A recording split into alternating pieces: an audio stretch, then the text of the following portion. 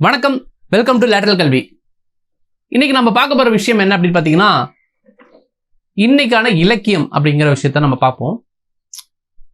நான் போன வீடியோல உங்களுக்கு சொல்லியிருந்தேன், இலக்கியம் எதுக்கு படிக்கணும், என்ன பண்ணணும் அப்படிங்கிறதெல்லாம் நான் வந்து போன வீடியோல உங்களுக்கு நான் வந்து விளக்கம் கொடுத்துருக்கேன். ஸோ இதில் வந்து பார்த்தீங்கன்னா, நீங்கள் சாதாரணமாக புக்கு படிக்க ஆரம்பிக்கும் பொழுது எப்படி படிக்கணும் அப்படிங்கிறத நான் சும்மா கொஞ்சம் லைட்டாக சொல்கிறேன். இப்போ நீங்கள் புக்கு படிக்கணும்னு ஆசைப்படுறீங்க அப்படின்னா, அது மேலே இருக்கிற ஆசை வந்து கொஞ்சமாக இருக்கக்கூடாது. சரி, புக்கு படிக்கணும் எல்லாரும் போல, எல்லாரும் புக் படிக்கிறாங்க, நாமளும் படிக்கணும், அப்போ தான் நம்மளை படித்தவங்க நினைப்பாங்க அப்படிங்கிற அந்த கேட்டகரிக்குள்ளே போகக்கூடாது. நீங்கள் உண்மையாலுமே ஆத்மார்த்தமாக புக்கு படிக்கணுங்கிற எண்ணம் உங்களுக்கு வரணும். ஏன் புத்தகம் படிக்கணும் அப்படிங்கிறதுக்கான வரலாறு பின்னாடி இருக்குது உங்களுக்கு. கிட்டத்தட்ட நம்மளோட வரலாறு புக்கு வந்து நம்ம கையில் இன்னைக்கு ஈஸியாக கிடச்சிருச்சு. ஓகேங்களா? இன்னைக்கு ஈஸியாக கிடைச்சனால அதோட மதிப்பு தெரில. இந்த புத்தகம் நம்ம கையில் கிடைக்கிறதுக்கு பல 100 வருஷம் நம்ம போராட வேண்டியதாக இருந்துச்சு. ஓகேங்களா? சும்மாலாம் அந்த புக்கு நம்மளுக்கு கொடுத்துடல எல்லாருமே வந்துட்டு. அதே போல் எல்லா புத்தகங்களும் மறைக்கப்பட்டிருந்துச்சு. ஓகேங்களா? நம்ம சாதாரண பொதுமக்கள்கிட்ட இருந்து மறைக்கப்பட்டிருந்துச்சு. அது வந்து பார்த்திங்கன்னா ஒரு புதையல் மாதிரி தான். அது யார் கண்ணுக்கும் காட்டவும் மாட்டாங்க, எதுவும் பண்ண மாட்டாங்க. அது வந்து பரம்பரையாக வந்து பார்த்திங்கன்னா வந்துட்டு கற்றறிந்தவர்கள் மட்டுமே, கற்றறிந்தவர்கள் அதே போல் வந்துட்டு பெரிய பெரிய உயர் பதவியில் உயர் அதிகார மட்டத்தில் இருக்கிறவங்களுக்கு மட்டும்தான் அந்த புத்தகங்கள் கிடைச்சதே தவிர, சாமானிய மக்களுக்கு கல்வி அறிவு வந்து மறுக்கப்பட்டிருந்துச்சு. அதே போல் வந்துட்டு புத்தகமும் மறுக்கப்பட்டிருந்துச்சு. புத்தகம் படிக்கிறதெல்லாம் வந்து பார்த்திங்கன்னா ரொம்ப ரொம்ப அரிதிலும் அரிது எல்லாத்துக்கும். இன்றைக்கி ஆனால் பார்த்திங்கன்னா அந்த அச்சுத்துறை வந்ததுக்கப்புறம் எல்லார் கையிலையும் புத்தகம் புழங்குறது ரொம்ப ரொம்ப எளிதாயிடுச்சு. அது முன்னாடி பார்த்திங்கன்னா ஓலைச்சுவடி தான், அது ஓலைப்பிரதி எடுக்கணும். அது பின்னாடி ஒரு பெரிய வரலாறு இருக்குது, அதை நான் பின்னாடி சொல்கிறேன். பட் இப்போ அச்சு இயந்திரம் வந்ததுக்கப்புறம் எல்லார் கையிலையும் புக்கு வந்துருச்சு. ஆனால் யாருமே படிக்கிறது இல்லை. இப்போ அது வந்து என்ன ஆகும்னா, அறிவோட வளர்ச்சிக்கு ரொம்ப ரொம்ப ஆபத்து எப்போ நீங்கள் புத்தகம் படிக்காத போது. அதனால் நீங்கள் புத்தகம் வாசிப்பு, அது இலக்கியத்துக்குள்ளே நீங்கள் போகணும், தீவிர இலக்கியத்துக்குள்ளே போகணும் அப்படின்னு நீங்கள் நினச்சிங்கன்னா ஆத்மார்த்தமாக அதை தேடணும். ஃபர்ஸ்ட் எடுத்தோன்னே வந்து பார்த்தீங்கன்னா, நான் அறிமுகப்படுத்துகிற புத்தகம் என்ன அப்படின்னு பார்த்தீங்கன்னா, இது வந்து பார்த்தீங்கன்னா எஸ் ராமகிருஷ்ணன் எழுதின கதா விலாசம் அப்படின்னு சொல்லிட்டு புத்தகம் இது. இந்த புத்தகம் என்ன அப்படின்னு பார்த்தீங்கன்னா, இதுவரைக்கும் தமிழ் எழுத்தாளர்கள், ஓகேங்களா, தமிழ் எழுத்தாளர்கள் என்ன விஷயம் சொல்லியிருக்காங்க, யார் யார் அப்படிங்கிற ஒரு எளிய அறிமுகம் தான் இந்த புத்தகம். ஓகேங்களா? நீங்கள் படிக்கணும், வாசிப்பு இலக்கியத்துக்குள்ளே போகணும்னு நினச்சிங்கன்னா ஃபஸ்ட்டு இந்த எழுத்தாளர்கள் யார், அவங்க என்னென்னலாம் எழுதியிருக்காங்க, என்ன பண்ணியிருக்காங்க அப்படிங்கிற ஒரு சின்ன ஒரு அறிமுகம் மாதிரி இந்த புத்தகம் கொடுத்துருக்காரு எஸ் ராமகிருஷ்ணன். இது வந்து ஒரு மிக முக்கியமான ஒரு புத்தகம். இது தீவிர வாசிப்பு. அதாவது தீவிர வாசிப்புனா என்ன அர்த்தம்னா, கண்டிப்பாக நீங்கள் அந்த இலக்கியத்துக்குள்ளே போகிறீங்க, ஒரு தீவிர இலக்கியத்துக்குள்ளே போகிறீங்க அப்படின்னா, சும்மா எல்லா புக்கு படிக்கிறது வேற.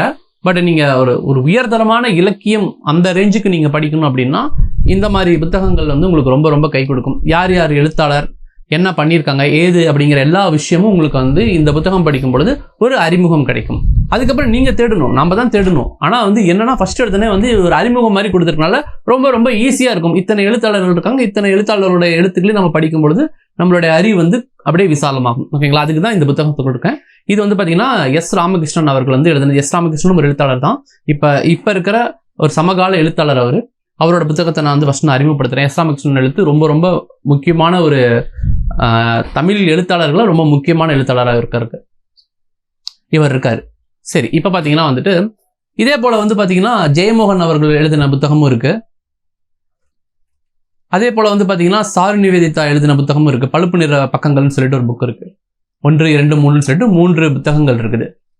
ஸோ இந்த மாதிரி வந்து நம்ம தீவிர இலக்கியத்துக்குள்ளே நீங்கள் போகணும் அப்படின்னு நீங்கள் நினச்சிங்கன்னா, இந்த மாதிரி எழுத்தாளர்கள் ஏற்கனவே வந்து முன்னோர்கள், அவர்களோட முன்னோடிகள் வந்து என்ன பண்ணியிருக்காங்க அப்படிங்கிறத அவங்க எழுதியிருக்காங்க.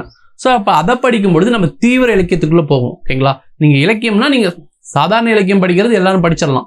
ஆனால் தீவிர இலக்கியம் படிக்கிறதுக்கு நீங்கள் அதுக்குள்ளே அர்ப்பணிக்கணும். அதை அர்ப்பணித்தா மட்டும்தான் அந்த இலக்கியத்துக்குள்ளே போக முடியும். அந்த இலக்கியம் வந்து உங்களுக்கு வந்து ரொம்ப ரொம்ப கை கொடுக்கும். அதனால் வந்து நான் ஒரு எளிய அறிமுகம் தான் கொடுத்துருக்கேன்.